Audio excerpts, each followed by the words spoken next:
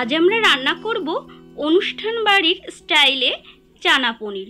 চলুন দেখা যাক খুব সহজে এই রেসিপিটি কিভাবে তৈরি করছি।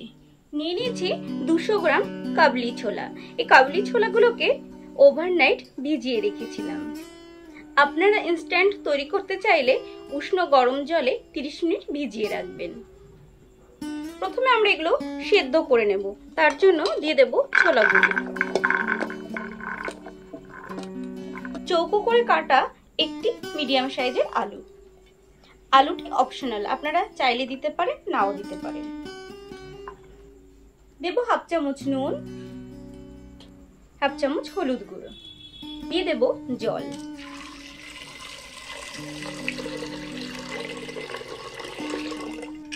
এটিকে 2টি সিটি দিয়ে নিয়ে আসবো।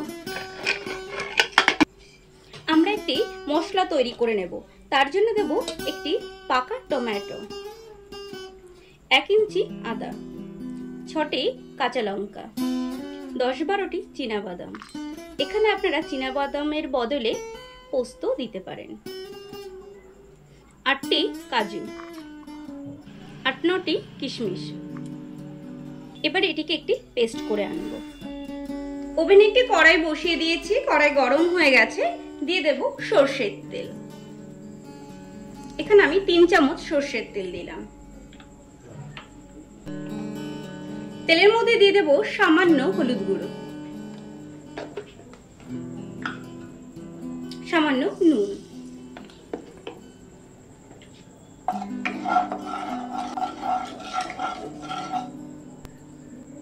দিয়ে দেব পনির। এখানে আমি 150 গ্রাম পনির নিয়েছি।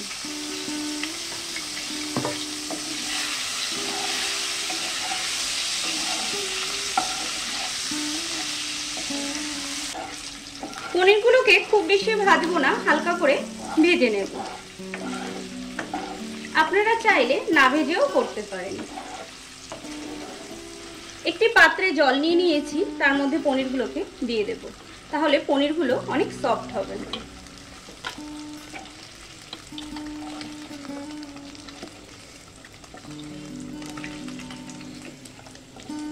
এই তেলে দিয়ে দেব একটি তেজপাতা, দারচিনি, লবঙ্গ, এলাচ ফোড়ন আর হাফ চামচ গোটা জিরে।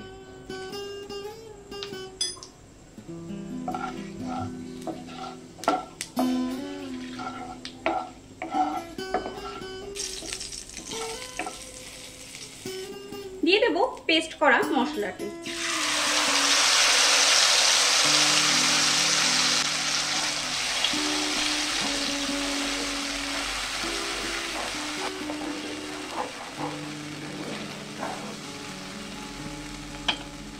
দেব নুন।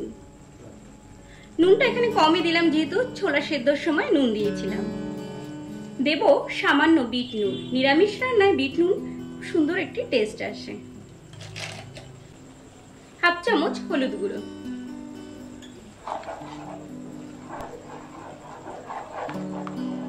খুব ভালোভাবে কষে নিয়েছি, তেল বেরিয়ে আসছে। এখন দেব 1 চামচ কাশ্মীরি লঙ্কা গুঁড়ো,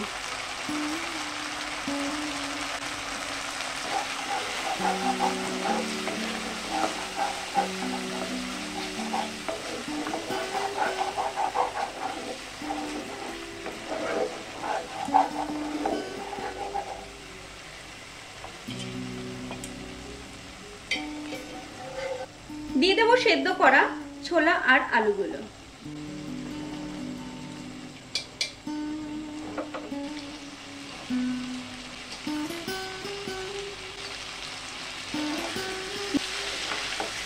মশলার সঙ্গে ছোলা আলুগুলোকে আরো 2-3 মিনিট কষে নেব।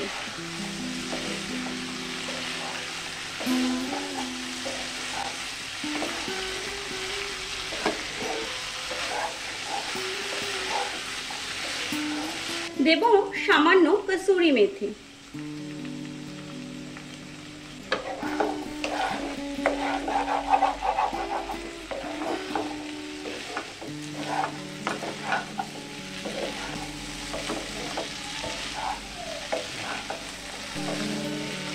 মশলার সঙ্গে ছোলা আলু খুব ভালোভাবে কষে নিয়েছি। এখন দিয়ে দেবো ছোলা সেদ্ধ জলটা।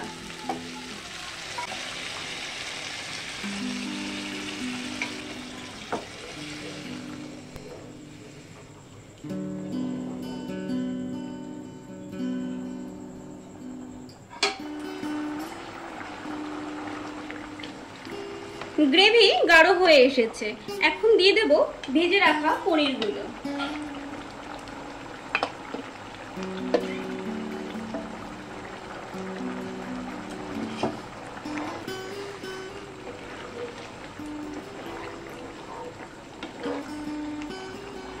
দেব হাফ চামচ গরম মশলা গুঁড়ো, 1 চামচ বাটার,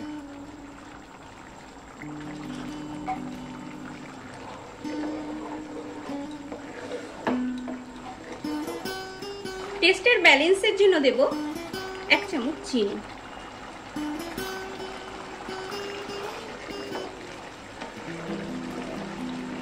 বিয়েবাড়ি স্টাইলে চানা পনির একদম রেডি। এবার এটিকে আমরা নামিয়ে নেব। চানা পনির একদম রেডি খাওয়ার জন্য। আপনারাও বাড়িতে তৈরি করুন, খান। আর আমার রেসিপিটি কেমন লাগলো কমেন্টস করে জানাতে ভুলবেন না। ভালো লাগলে লাইক করবেন, শেয়ার করবেন।